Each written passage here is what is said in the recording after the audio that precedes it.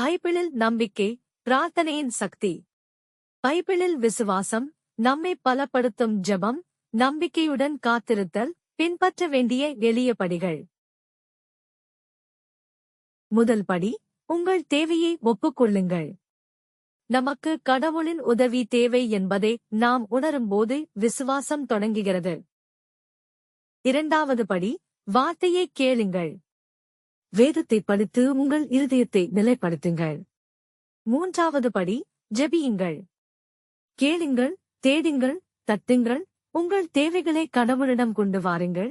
ஜெபம் இணைக்கிறது மற்றும் பலப்படுத்துகிறது. படி 4, நம்புங்கள். விசுவாசம் என்பது நாம் இன்னும் பார்க்க முடியாததை நம்பி, கடவுளின் வாக்குறுதிகளை பற்றிக் கொள்கிறது.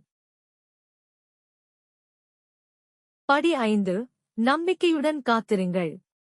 காத்திருத்தல் என்பது செயலில் நம்பிக்கை, கடவுள் தனது காலத்தில் நல்ல விஷயங்களை தயார் செய்கிறார். படி 6, விடாமுயற்சியுடன் இருங்கள்.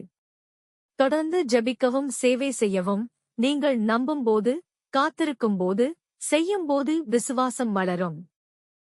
இன்றே தொடங்குங்கள்.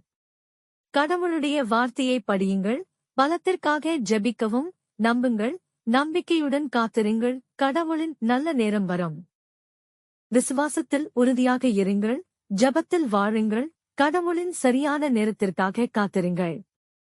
மேலும் ஆன்மீக உத்வேகங்களுக்கு யுவாஸ் குரூப்புடன் இணைந்திருங்கள்.